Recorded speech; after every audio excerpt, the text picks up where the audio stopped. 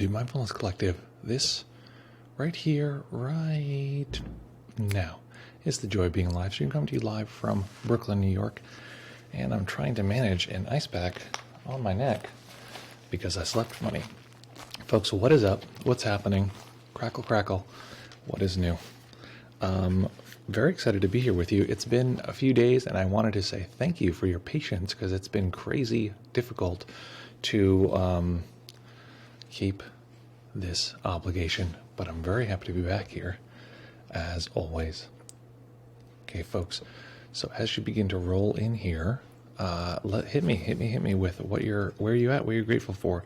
BK, and grateful for spring. Oh my God, it's so nice that spring is actually coming.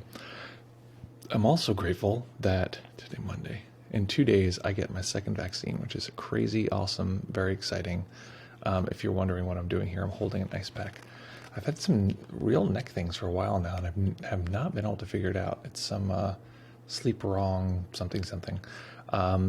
Jean says, good morning from Brooklyn, grateful for Notorious B.I.G. Listen, I feel you there. That's a good thing to be grateful for. I don't know, have you seen the documentary? I'm guessing that's probably why it's coming to mind. I saw part of it, but it was I haven't finished it. I started watching the Woody Allen documentary, and it's funny because I just like having, I did like a deep dive on it like a while back, and was like, yeah, I have a sense of what's going on here. And I was like, no, I do not. Man. So anyway, welcome folks. Very excited that we get to party down here today. We're going to do some meditation. We're going to talk about IFS. I did the first leg of the IFS training, which is exciting because while I've done, help supported people with the model in the past, it's really interesting to do the training and really get into the grinding details. It's really fun. So people are popping in left and right. West Virginia and the Appalachian Trail in my neighborhood. Oh, grateful for the Appalachian Trail in my neighborhood. That's great. Do you walk the entirety of the Appalachian Trail in the morning for your morning walk? That sounds great. Also, Nate, I'm curious if you're going. I already have tickets to go to Atlantic City in August, and I'll be vaxxed. So hopefully that's enough, and hopefully it'll happen. Let's see, 613, welcome. Nice to see you, 613. Excuse me. 613 says, morning from Northern California. Grateful for my wife getting vaccinated today, even if I'm not. Well, listen, it's coming soon. That's the premise. The logistical problem that I hear they're going to have next is having too many vaccines and not enough people to do it. So that's a good problem to have. Nick says, 1 hour earlier. Oh no, yeah, of course. We have this great American, plan going on here. It's that time of year again. Well, there's more senators saying they want to get rid of it permanently now. We'll see. Just working away in Carlstad. Grateful for the sun and coffee. I might have missed a few streams. Well, I might have missed a few streams. But did you report anything from your last psychedelic journey? No, I didn't. And I'll tell you what, pro tip here, I had a impromptu, same guides, but I went to visit my guides just to say hi and whatever. And they're like, well, we're doing a group ceremony this weekend. Maybe you could participate. And I'm like, nah. So there's actually 2 that I have to report on. The second one was really dramatic and really difficult. And I really want to report on that. I actually sort of want to report on, neck. Okay, I'm going to give up with this ice pack. It's like a little hidden magic trick. Oh, look what you have behind your ear. Look what you have behind your ear, little child. The whole back of your head. Okay. Anyway. Okay, let's see. Grateful for sun and coffee in Karlstad, Sweden. Excellent. I should talk about the psychedelic stuff. I feel like there's so much stuff to report now, and I like reporting it. I do it, and then I'm like, I forget that people actually care. Like, someone might remember. I'm like, no one cares. No one's going to mention it. Nate says, ran 16 miles on it yesterday. That's lovely.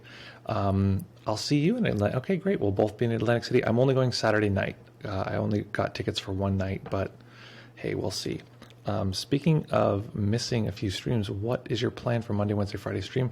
Are they going to continue? Yes. The plan is that they continue, and I'll explain that in a minute. Sporty Race Girl says, hello from Toronto. Welcome. Great to see you. I'm grateful for my meditation Qigong practice dovetailed nicely together. Lovely. I'm very happy to hear that. That is such a nice thing to hear. Jean says, oh yes, I always learn something when you share about your journeys. It's interesting stuff. Okay, well, listen, maybe today turns into a journey report. I had so much happen in this one journey that I was like, I got to go over it. I got to listen to the recording. I got to really get in there. But I think I don't know, maybe I can summarize. I'm sure I'll remember stuff if I go back, but that's fine. I'll do a summary. If not today, then tomorrow. So that, which gets to our scheduling question.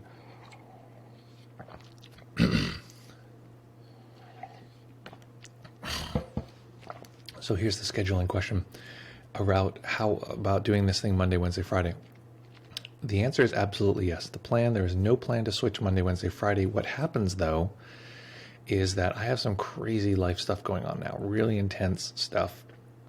And I have to, sometimes something just has to shift. And if the one thing that is like, basically you guys don't fire me or like isn't like the worst thing in the world, if I have to not do it, ends up being the stream, which sucks because I like doing the stream probably more than a lot of other things. So what happens is if like last minute something comes up with it, everything that's happening, which I'll explain at some point.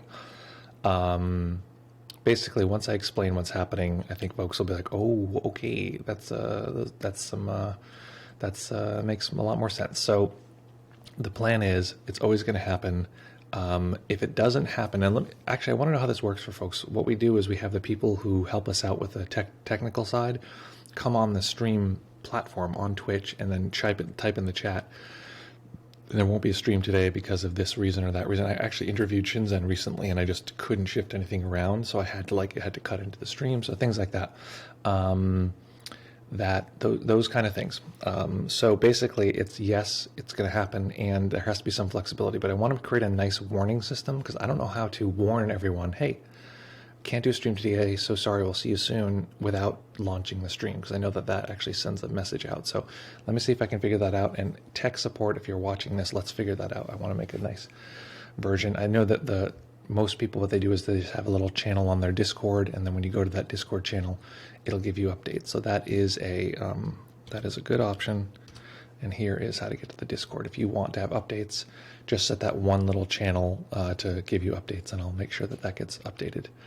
And tech support, anytime I can't do a stream, make sure to update that there, because people might look.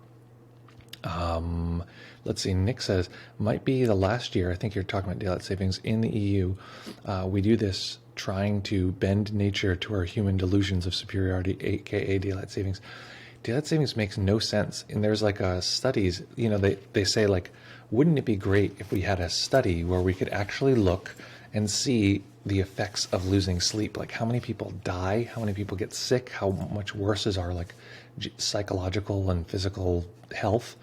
And they say, yeah, we actually can. We have this massive data set because every year we just switch all the clocks, and you see like death rates go up, suicide rates go up. It's like, guys, maybe, it's like, what good is this serving? It's just crazy. So there are a bunch of senators now, bipartisan, so they say, in the United States, who are saying that they're considering getting rid of it. So I don't know what that means to the rest of the world, but we will find out.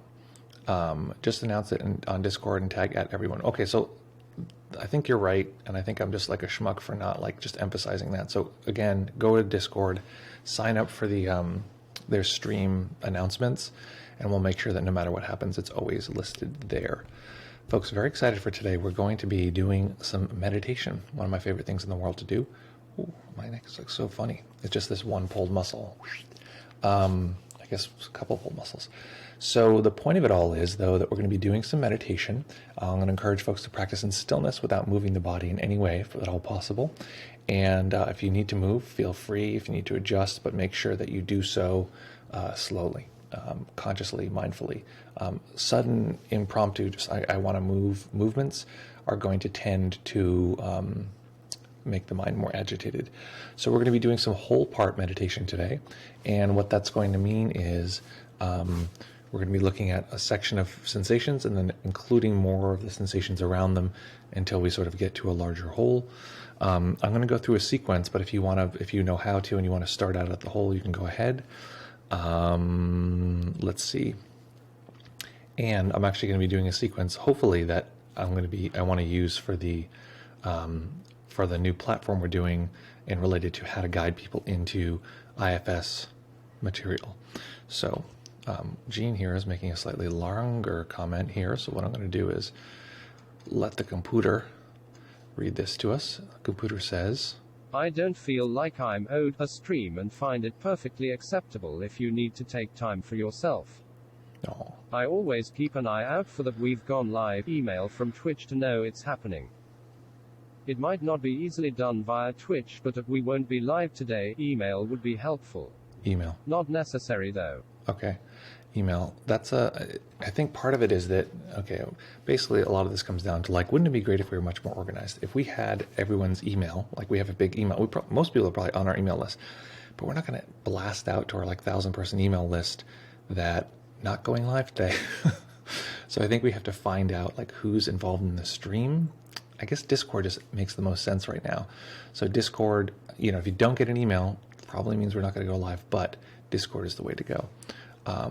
I wouldn't stress too much about the stream schedule. Twitch is supposed to be a very chill, casual place anyway. And anyway, just to hang out. Yeah, I think that's a good idea. Okay, great. Oh, I'm frozen. I'm actually being very still. I'm modeling what we want you to do in the meditation. So I can even talk without moving my lips. I'm just showing off right now. That is exactly the case. Okay, folks, a little bit frozen here. Okay, so let's find a nice, comfortable position that we can maintain for the duration of the sit. Drink any warm water.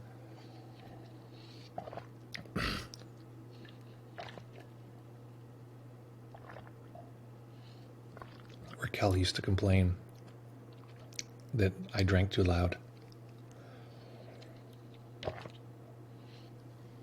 I think my throat just makes a loud swallow sound. I don't know what to tell you.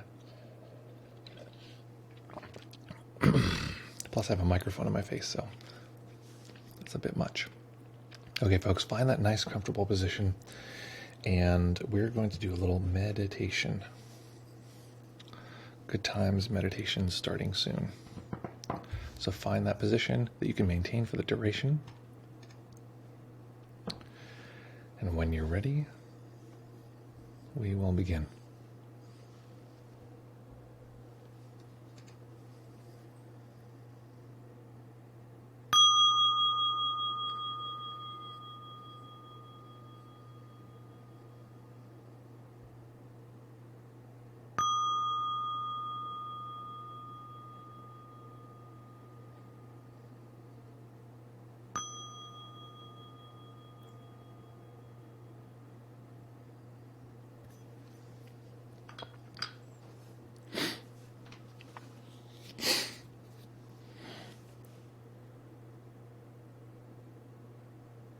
Beginning by taking a few comfortable deep breaths and just feeling the body rise and fall.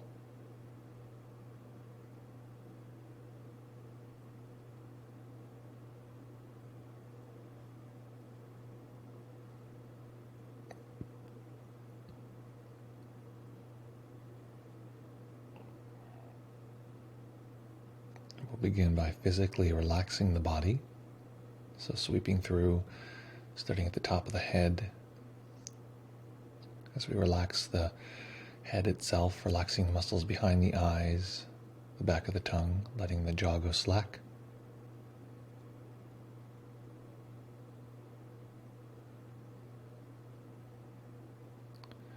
Relaxing the neck and the shoulders.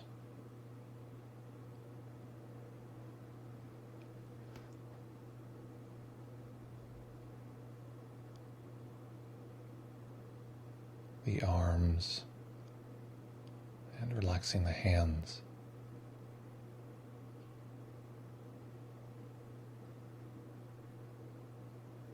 Relaxing the torso and the hips. relaxing the legs and relaxing the feet.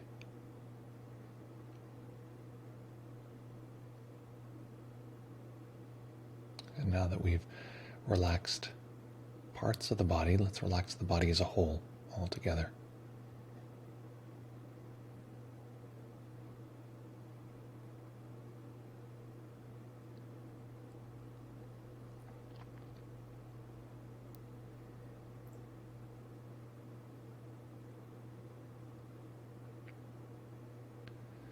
And noticing what it's like to relax the overall body, what it's like to sense all of the body as one large collection.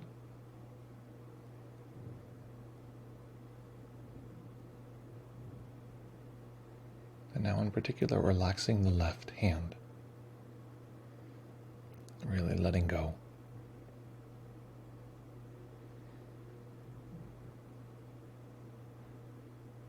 Noticing the sensations of the left hand. And how, as we do this, the mind is noticing a smaller section of data, smaller than the whole body.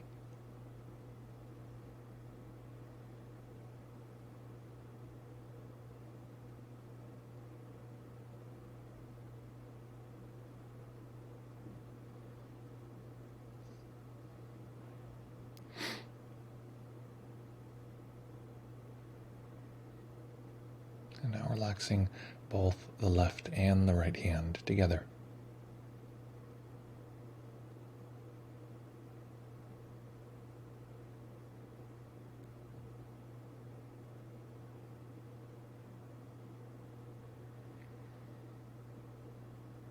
So the mind may toggle back and forth, or it may hold both hands as one. Just notice that it's one or the other. It's either toggling or it's collected both into one big category.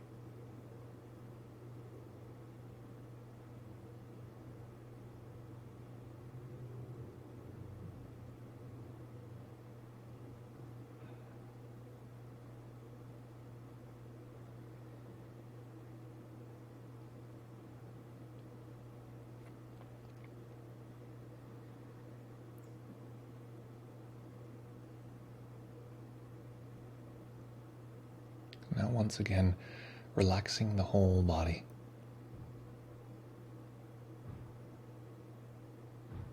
Including the hands, including all sensation, just relaxing in all directions.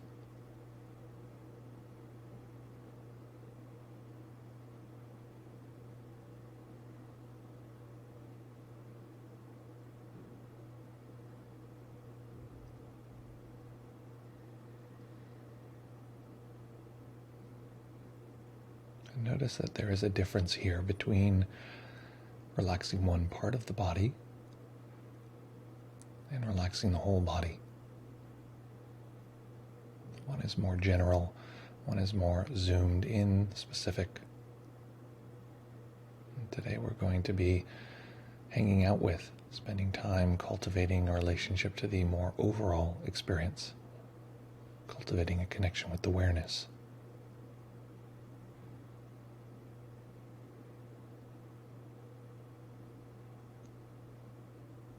The way that we'll do this is by using mental labels.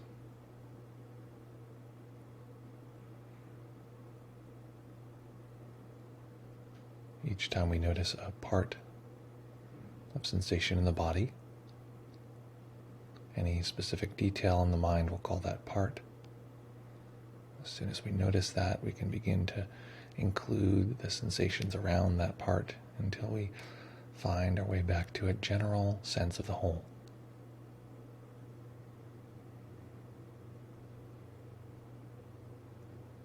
Resting in the experience of the whole in the mind, we can label that whole.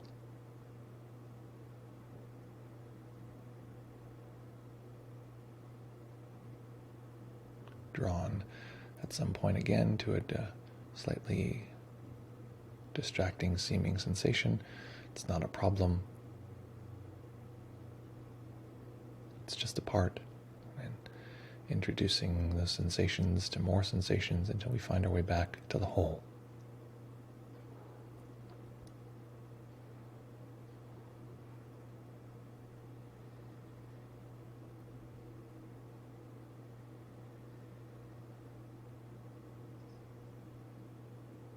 So in the mind it might sound something like whole, whole, part, whole. You get the idea.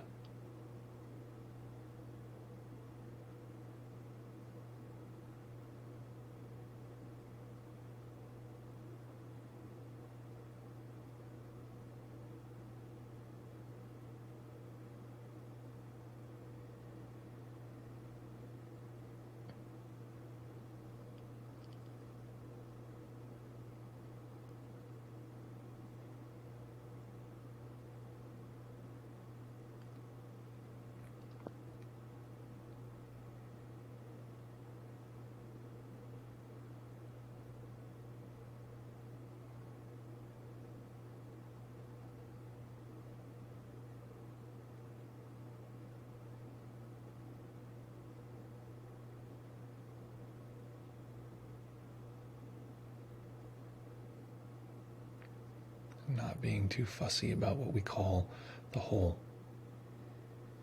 Just a general snapshot. If we find that we're familiar with this process and we'd like to just take in all sense data as one large collection, all seeing, hearing, feeling, that's fine too. But if not, we're just noticing the whole general capture of the body, or any detail the mind zooms into.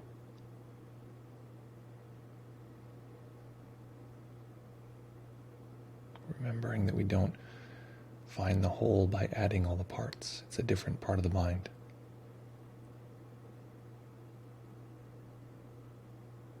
Just a soft snapshot.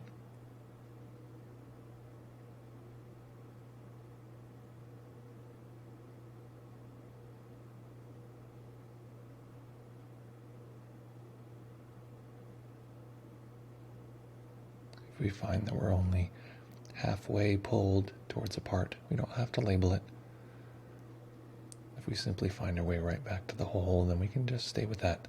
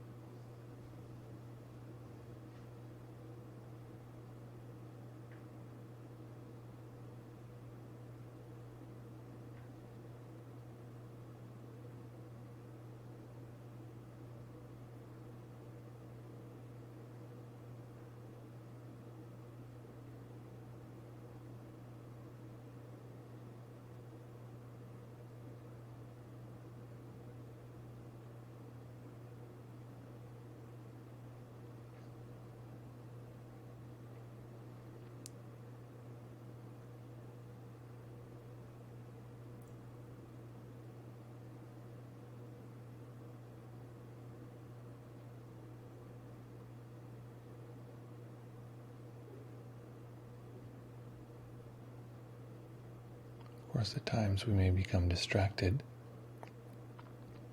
And it's likely that if we're distracted, the mind was simply pulled to some particular thought, emotion, or just drifted away into fogginess. So we're looking for the crispness, the very live, momentary experience of this particular moment. Remembering that we only have one chance to know this experience, and it's in this precise moment.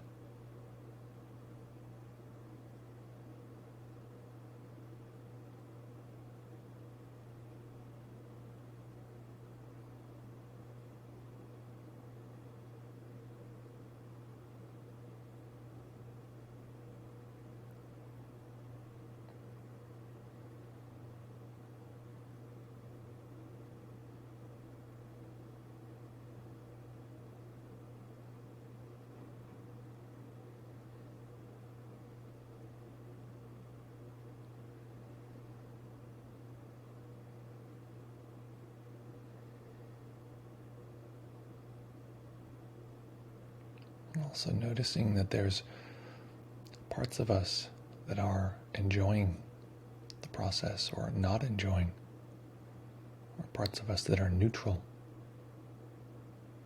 parts that feel this is going wonderfully or this is going terribly.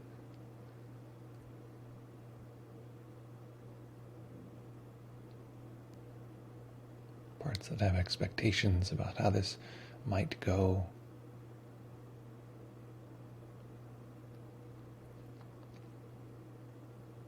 Any sense of self or a viewer observing the experience. And so just noticing that's just another part. It's not particularly special. And introducing that set of sensations back to the whole.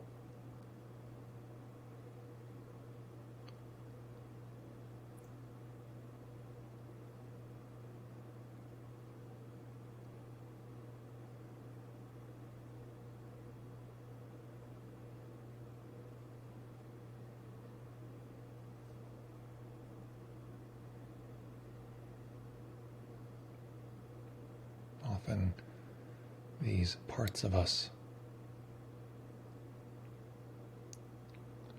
have their own drive. They want something. The part that's assessing how this is going, it wants it to keep going that way, or it wants it to change.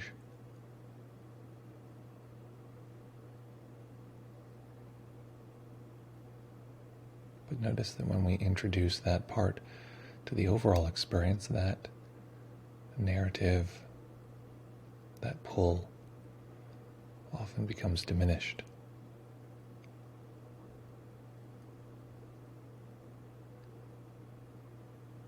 And the whole or overall experience is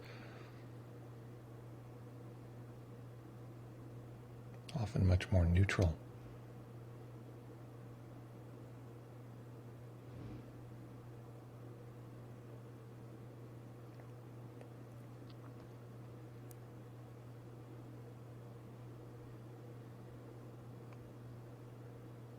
It's often hard for us to detect neutral.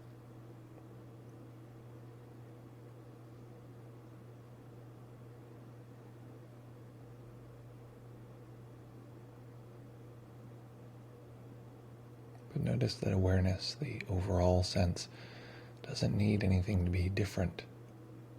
Doesn't need whatever it's in contact with to change. Some part of us might.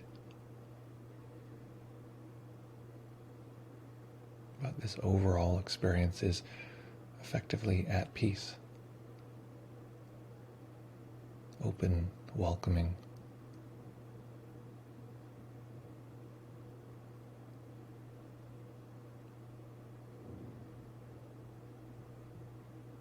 So we'll likely notice some part of us that wants this moment to be a certain way, wants it to keep going, wants it to end.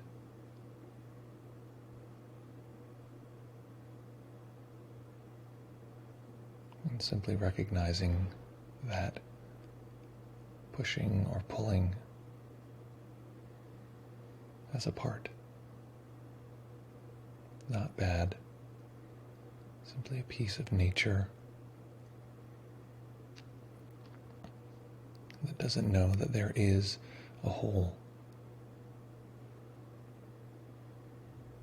a neutral place that it can rest.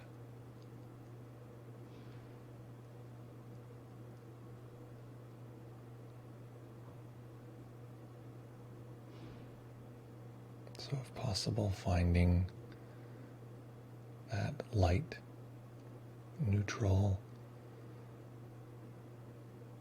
overall experience.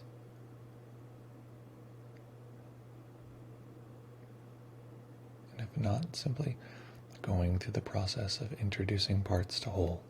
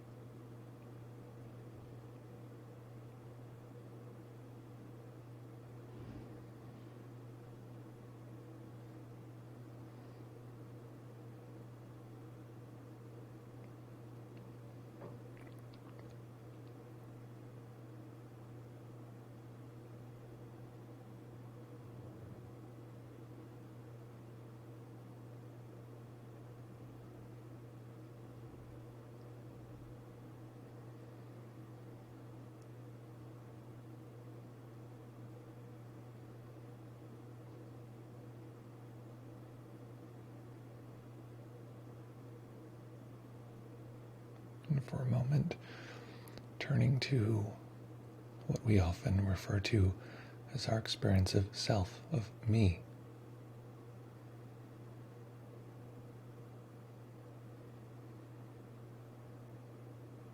If there's some part of us that would perk up if someone called our name thinking they were referring to me, that's the part we're referring to now.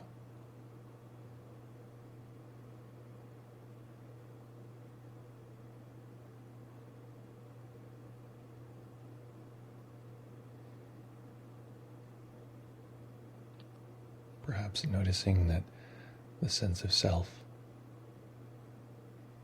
comes along with it this idea that it is the one true perspective. This is the central, most important perspective.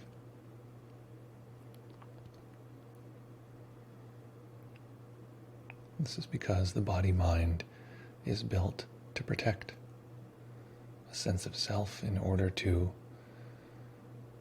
reproduce. That's a central reason why the sense of self seems so important.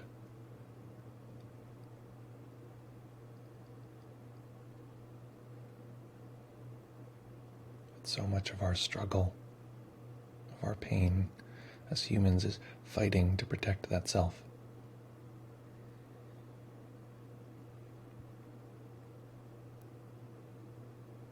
Experiencing it as above others or below others,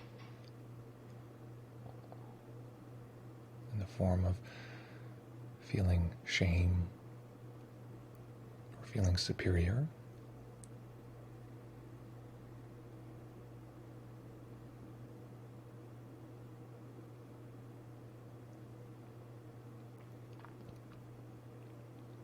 But using the same process, simply noticing that as a part, one specific set of sensations, usually experienced as though it were in the middle, at the center of our world, so to speak.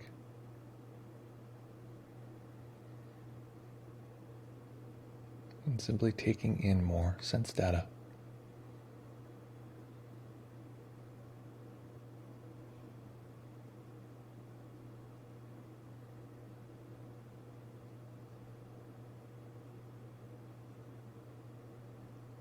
Letting that sense of me, I, be more like a mist, just something among other particles of sense data.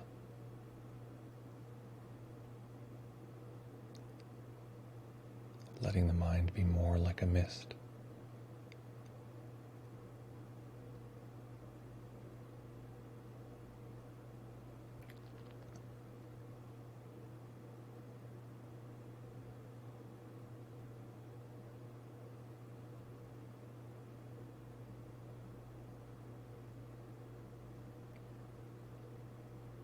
And if all we find is solidity, a sense of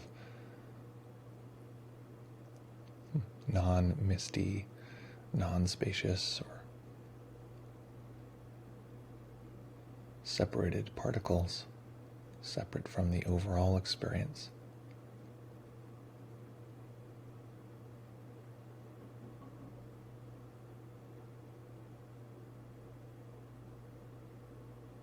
just introducing that, whatever arises, back to the sensations around it. Noticing that awareness can actually permeate, drift through the sense of a solid center.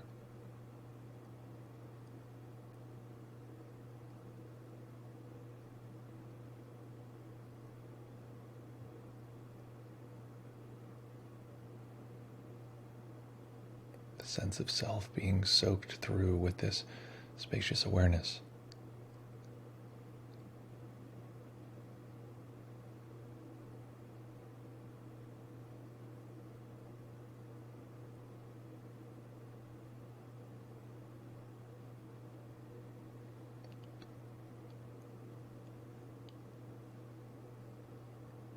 And for a moment, just considering this spacious whole as a kind of home. Someplace we can recognize, return to.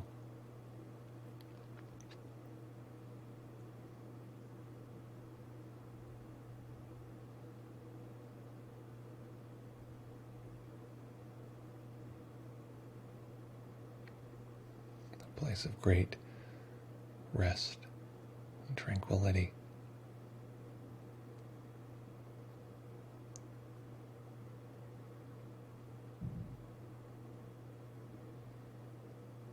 And if some part of us understands this, or some part of us doesn't understand this, just remembering that that too is simply a part.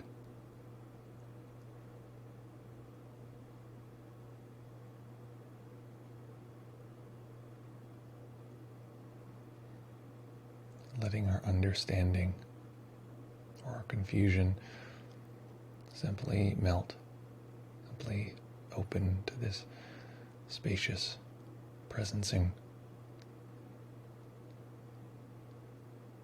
open into the kind arms of awareness.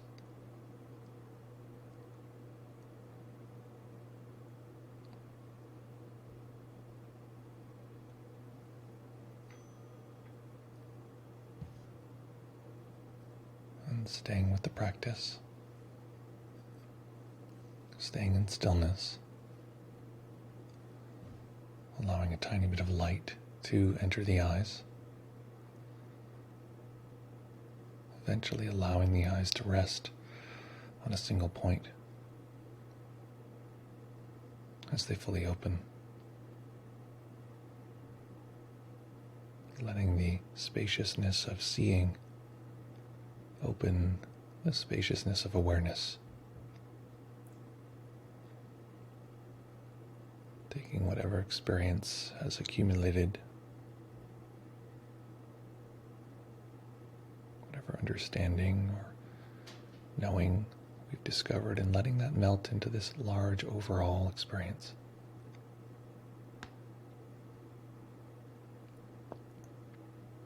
And in this way, allowing this particular moment to be the great teacher, to show us how we might bring this practice into every aspect of our life.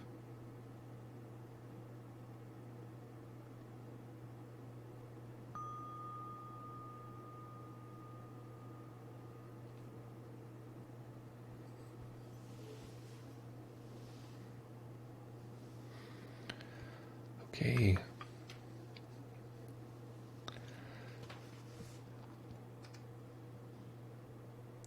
So making any adjustments you need to allow the body to be comfortable.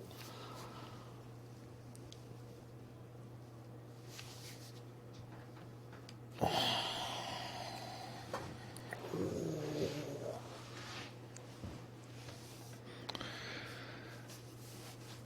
right, folks, this is where we hit it up. This is where we use that digital technology to let us know what that was like, what happened, what you're like now. So hit me with reports, hit me with questions. I just feel like no one has zero questions. It's impossible. I feel like if people think they have zero questions, they're missing something. I thought I had no questions for a long time because I read everything from books, and then I realized I had just learned to shelve all my questions because I'd be like, and just shelve it. So I think people have more questions than they think they have. That's just my sense. Maybe I'm wrong. Maybe everyone is exactly where they want to be, which is cool. I support that. I had this idea, and I don't know if I'm going to do this, but I want to practice the actual IFS process itself. So I had this notion of potentially doing that live, doing that on the live stream itself for fun. And of course, if we do it on a live stream, what'll come up is some degree of self-consciousness because people aren't used to being live. Often people, because it's so small, I often think it's just a few of us. We're in a small room, but people feel like, well, it's public, or it's like, it seems public even though no one pays attention. So it's like, oh, it's brought millions of people. It's like, but Some self-consciousness can arise, and that's actually fine. Especially, doing IFS, we can just use the nice thing about IFS, and I'll explain what we're talking about in a minute. You can use anything at all. You can be like, I don't really want this water, but I'm going to drink it anyway. That's like enough as like an inroad to just go right to the, not right away, but to go to much deeper material. So the point of it is that, let me know what folks think about that, and if you yourself would be interested in doing a little bit of internal family systems work with me, guided right through that at no cost to yourself or your family. It'd be funny if I didn't charge you, but I did charge your family. So I don't know why I added that, but who knows? Okay, folks, tell me, what was that experience like? What happened? What do you like now? I do have an appointment that butts right against the live stream, so I'm going to have to keep it a little tight. A little. Okay, folks, hit me. Okay, and let's see here. Okay, so in a moment I'm going to talk about what is internal family systems, what are we referring to here, and many people already know what I'm going to say, or some of the stuff I'm going to say, but I think I'm going to talk a little bit more about some of these details, which I think are quite interesting. Let's see. Okay, so before people are jumping in here, I guess this will be a little bit broken up, but that's fine. So if you consider for yourself, do you have any, I'm going to read off a list, negative beliefs, painful emotions and memories, any of those, behaviors that take a toll on your life? Do you have psychological dysregulation at any time? Now, it doesn't even have to be extreme, it can be slight. Any experience of shame, disconnection of inside and out, a sense of like separation of inside and out, a loss of a sense of trust or safety, or anything else that kind of fits into these larger categories. If that's the case, each one of those is describing some scenario that is parts. So I want you to think about that list for a second. Negative beliefs, painful emotion or memory, behavior that takes a toll, psychological dysregulation. See which one of these you connect with. Shame, disconnection of inside and outside, or disconnection inside or disconnection outside, loss of trust or safety, or anything even remotely fitting in those categories. See if any of those fit with you. And if that's the case, there may be an argument for the fact that there are parts active. If that's the case, we could talk about it. We could break right through that stuff. Have a good time. Okay, Exalted says, yeah, I wouldn't stress too much about the stream schedule, etc. That's an old comment. Bad, Janusz. Just kidding. Okay, Exalted now says I got the wrong section.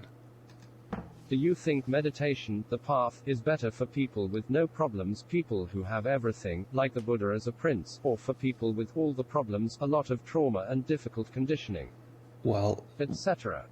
My sense is that it's like the sentence is a little, the question is a little counterfactual. Not a bad question, it's a great question.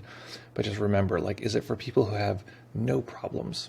I've never met one of those. I dare you to list me one of those, because you're saying, like, well, economically, like, we just saw this whole, the Buddha economically was pretty well supported. But there's arguments that the Buddha was actually, gay, and his father kept trying to ply him with women, and he's like, no, I'm good, and like, or whatever, or like, was just an outsider in some way or another. So, the Buddha clearly had an experience of discontent, and then, solved that through meditation. You say, on the other hand, are people who have all the problems, trauma, etc., people who are really, really suffering. Well, what I'll say is that I've never met anyone without, troubles. It's on a spectrum. Some people have, they're pretty well functioning, they're doing well, and their troubles, or maybe they have lots of troubles, but they're just sort of inside. And trust me, I work with people who are on all different parts of the, socioeconomic and like functioning level of spectrum. And until you get to a place where you're just like highly non-functional, all of this material works really well. And then at some point you just need like real support.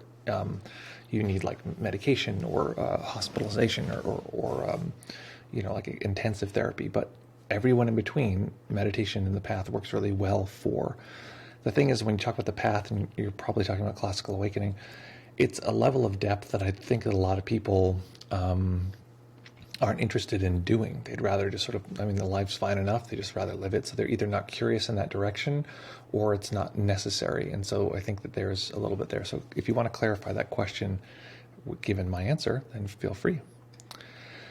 Okay, Jean says, speaking of features of Twitch, the other day I noticed that one can easily access past streams by scrolling down. I was starting to fumble around for the YouTube replay address when I saw it. Anyway, I will want to come back to this one. There were a few moments in which I felt a very, very crisp sense of awareness, and I'd like to expand on that. During the rest of it, my mind wandered. To be fair, there was a lot of noise outside, but it was also a lot of random. Great. And I think, well, you say another sentence here, so before I respond, I'm just going to listen to your next sentence. So I guess if I had a question, it would simply be, how do I increase my concentration? Because I still space out frequently. Okay, great. So there's two ways to develop concentration, and I want you to figure out which one is important for you, because I would suggest doing both and seeing which one is actually sticking at this moment, because it's going to be different at different times in your life. One, these are my two formulas right now, this and not this, right? Or whole and part. Same game, just flipped. This and not this, we pick some sensation, the breath, the hands, something that's pretty stable, and we just refer to it mentally as this, really touching and coming in contact. Every time we use that word, we really are in contact with it. Then we label everything else as not this, remembering that when we say not this, by the time we get to that second half of that phrase, we want to be back in contact with this. So that's a center-focused way of balancing the mind. Now remember, over time, what you start to do is you start to open up, so you're including more awareness. In a way, it's like you're including the ocean and the boat, and the way that those two things are supporting each other. The two, like the boat shows you the ocean, the ocean holds the boat. Maybe even getting to a place where you can then take those particular sensations and spread them out across the sort of map. It doesn't matter where you're feeling them, but you can detect those particular sensations. That's one way to cultivate, concentration, samadhi, although that's and that would be more in the sort of jhanic side of the practice. The other one is flipped, where you stay with the whole, and you're trying to stay with this larger, crisp experience, and the mind will get pulled to particles. You just reintroduce those particles. When you get back with the whole, remember, like, you want to be crisply aware of the present experience of this larger overall material. It's harder because it's a softer sort of game. So, but remember, like, all the distractions you heard, each time you heard a sound, it's just a part, it's not a problem. Back to the whole, part, whole, and the mind will just keep doing this. You just watch it move back and forth. See which one works better for you, because if one works better, that's the one to go with. Okay, here we go. Exalted has an IFS question. Also, that if thing sounds terrifying. Airing my dirty laundry on the internet definitely sounds scary. Okay, well, just so you know, no one has to, and you also, one of the nice things is you don't have to go any further than you want to. It's not like I'd be like, tell me more. You could just say, I feel nervous, and we're just going to talk and hang out around that. We're not going to actually talk about the content, like, oh, well, this reminds me of this thing when I was a child, maybe a little, but it would be actually more talking about what's happening right now, what's occurring. It's a guided meditation looking at parts. In this case, it's a little different because we're not just looking at, okay, there's a part, let's introduce it to the whole, although I think that that's the overall movement. We're looking at this particular part. Actually, let's do it right now before we get into the second part of the question. So you said this IFS thing sounds terrifying. Part of you sounds like it would be terrifying. So notice that part right now. It's not bad. It's trying to protect you, right? It's trying to say, hey, I don't want to do this thing. Again, I'm not making you do anything. Just if you can, and anyone else who's feeling this too, just tune in. I don't want to do this thing. Something's popping up. It's not a bad thing. It's a protective thing. Maybe it's a perfectly healthy protector, and we just want to check that out. Check out that sense of like, oh, I don't want to do that, and recognize that's its own part. It has its own expression. Maybe check out, where does it express it? How do you know that you're experiencing it at this moment? Where does it play out? Where is it, what is it there for? What is it doing? What message is it trying to tell you? If you do this thing, what is that? And we can just hang out there. We don't even have to go further than that. Like, what is that drive? What is it protecting? And often if we get down to the root, go further down, we just say, oh, it's protecting because it's like, no, if this thing happens, it'll be bad. It'll be like, oh, there'll be some outside experience. It's yucky. Often driven by some experience of shame or some experience of being alienated. And so what we can do is recognize that that protector is wholesome. That protector is actually doing a job that it feels is really, really vital. And the key at the beginning especially is to really respect that part. Be like, oh, thank you. Thanks for doing it. Thanks for giving me that information. It's very helpful. And so that would really be like where you'd start, and you'd really start hanging out with all these different parts of us. And then I can ask you now, like, how do you feel towards that part that's protecting, right? And you're going to give one of two answers. One is like, I feel neutral or kind or oh, I understand. There's a sense of like, oh, poor part. I'm so sorry to hear that. Or it's going to be a non-neutral answer, like, I don't really like it. It's sort of annoying. It's like always there. It's like, ugh, or it's like, I love it. It's like it's the thing that's going to save me. Just a little less neutral. So what that points to, let's say it's a negative thing. I hate that part. It's always like, I want to do something, but then it's like, you can't go out, can't do this thing. And it's so annoying. It's so frustrating. Okay, we found a part that is angry at the part that is protective. The anger is another protective part, right? What happens if we're not angry at that part? Same process again. What happens if we're not angry? If we let go of the anger, and not to say we should, we actually are just trying to find why. Why does that piece trying to protect us? What is the anger for? What would happen? Let's respect this part. So you say, okay, and so basically that's the process. You just go back and forth and look at which parts are jumping up, which parts are protecting. I know that Exalted, there's a big part of you that questions like the path. It's not a bad question, but that would be a great place potentially for you to look and say, like, what is up with this part? Because we think it's me. I'm doing this, but it's a part of us, because not all of us thinks that way. And often our conflicts, our difficulties are these different parts clashing against each other. So that is the process I'm describing. Exalted then says, on an unrelated question, and to expand on my question, I feel like the reason most people don't do the path is they have no idea that it exists, right, or what it actually is. Yep. And it also seems that successful people on the top need it the most, since there's nothing more to improve, and you still feel incomplete and unsatisfied, since that's kinda a built-in thing for humans. Yeah, and that's becoming more and more of a trend now, where people who are quite successful, and I work with some folks who are just like categorically, oops, I didn't stop that, categorically very successful. But there's this sense of like, okay, I sort of have everything-ish, I guess, but it's like there's all this room to go, all this space. So like, what do I do with that? And that's often the case, not uncommon. Folks, it would be ideal, timing-wise, if I were to sign off sooner than later. So hit me now. Any questions, reports, anything else before we poof into the night? And also, if anyone, last time we rated Johnny, if anyone has any, let me know how that went, how that was for you, because, I want to make sure everyone's happy. Okay, Exalted says, But yes, I do have that part that is questioning all of this, and I've been trying to spend some time with that, thinking about that. Great. And yeah, so thinking about it is one thing. The other thing is to actually be with it and be like, what is it trying to tell me? What is it sort of conversing? What is it communicating? I think that's important. Disciple of One, I haven't seen you in a while. Welcome back. Disciple of One says, I think it might be fair to say that once you have achieved all your material success, one might be more inclined to devote themselves into the path. It's true, and the two sides of the path, this is what we typically see, is that there's, the whole middle, right? There's two sides and then there's a middle. The whole middle is just chasing the gold, the brass ring. Oh, I'm going to get a raise. I'm going to do this. It's going to be great. Life's going to be, really groovy. When I get that thing, the car, the family, whatever it is, they're trying to get a thing. And if they get that, they're going to be okay. And then there's people on either side of that who are like, things hurt so much, I need something else. Like there's just something, it's not working. And then there's people who, on the other side, and it doesn't necessarily mean they're like rich, but they have this capacity, this space to explore, and they really want to explore, and they're like, this is fascinating. I want to grow. I want to know myself. I want to move to, a new level. And then in between, there's all the people who are like, I believe the advertisements. I believe, the drive of capitalism. If I just get more, if I get the right things, I'll be free.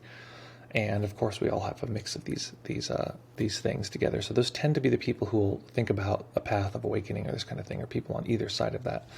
So that just tends to be the case. Other people, those edges are now blurring because people are like, well, I could achieve if I do meditation, I could get more.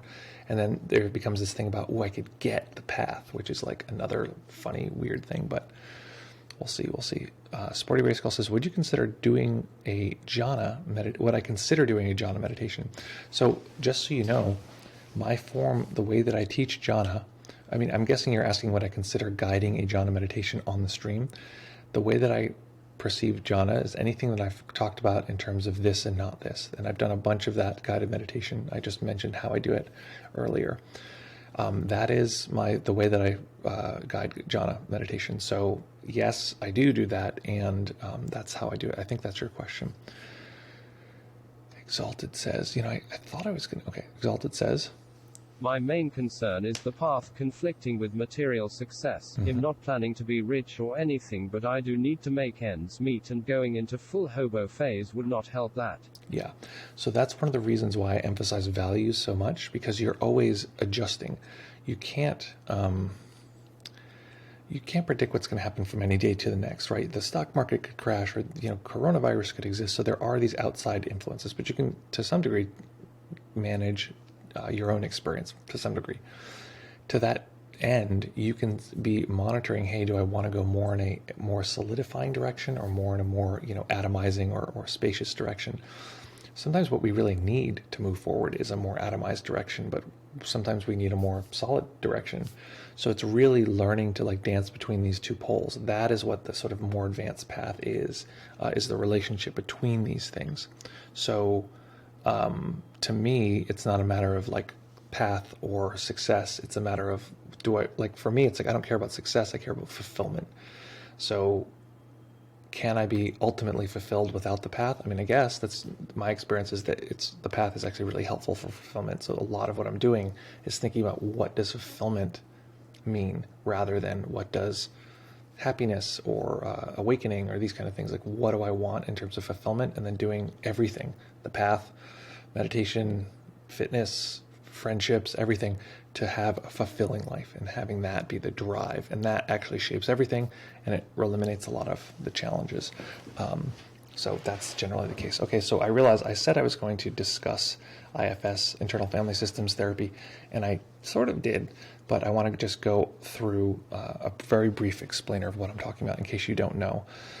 So the general premise I mentioned before, if you have any of these sort of general, very obvious challenges that kind of everybody has, or many people have, negative beliefs, think about this for yourself, negative beliefs, painful emotions or memories, behavior that takes a toll, psychological dysregulation, shame, disconnection of inside and outside, loss of trust, safety, or anything else in any of those categories, then the likelihood is that you have parts.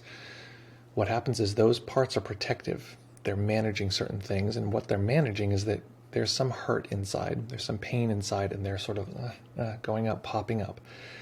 These managers, these protecting parts, can be very effective. Some people are very good at, some of these people who are very successful, they just have a wound, and they're just protecting the wound by being very successful in the outer world.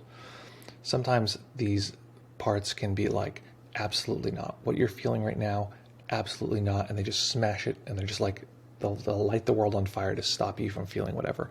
That's actually what happened in the most recent psychedelic journey, which I was very confused about because it was so different.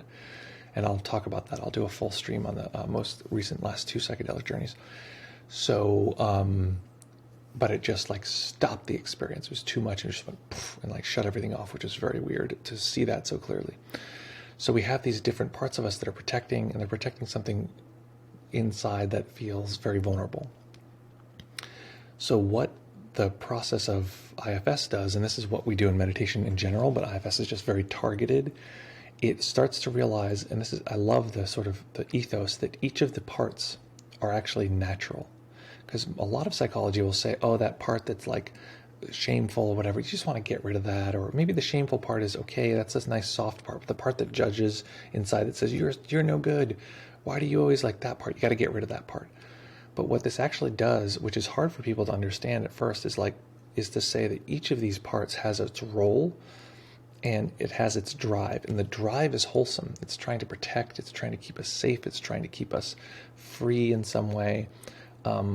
But what happens is that its execution is poor. Its execution is like eating compulsively versus, talking to somebody about what's going on, because it's still trying to protect. So a lot of what we're doing is introducing parts to whole. Whole being this idea, in IFS they call it self or self-energy, but we're talking like true being in some religion, true being, true self, certain religions would call it Buddha nature, obviously in Buddhism, but this idea of a kind of open awareness that is the nature of nature. It is the nature of the mind. And so we're introducing these parts to that because the thing that each of these parts is yearning for, each one is like, oh, I just want the pain to stop, or oh, I just want you to stop being such a terrible person, you shameful piece of crap. Like these parts, they want something. They're fighting for something.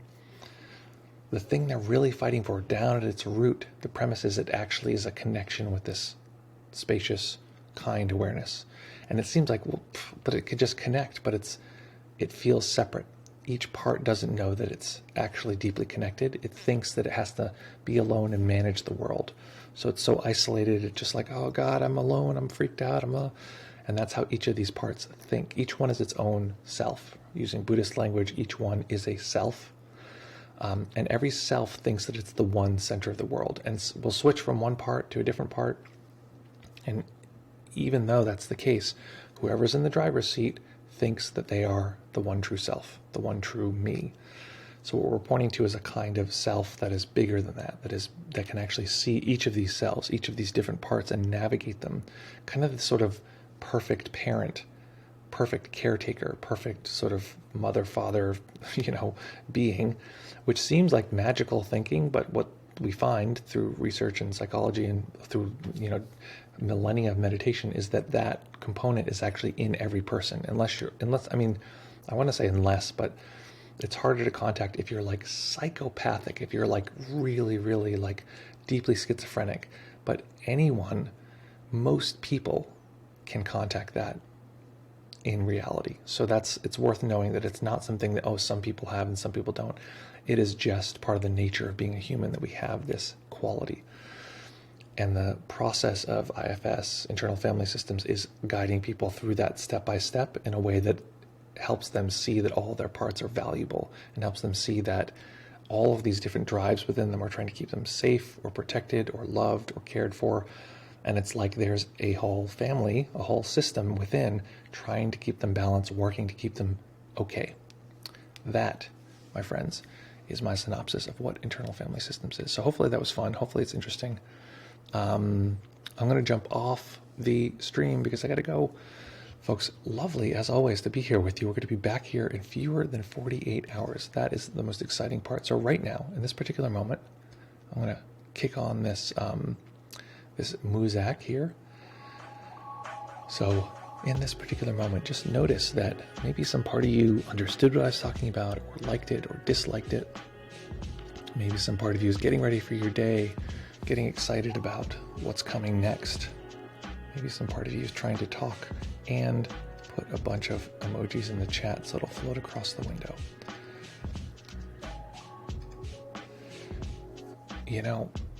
Lots of different parts of us. And so just to honor that all those parts are directly connected to the whole, this larger awareness that is fun, easy, chill, good vibes, and there for us. So folks, have a lovely day. As always, practice well, take care of each other, have fun, and we'll see you all very, very soon. Bye.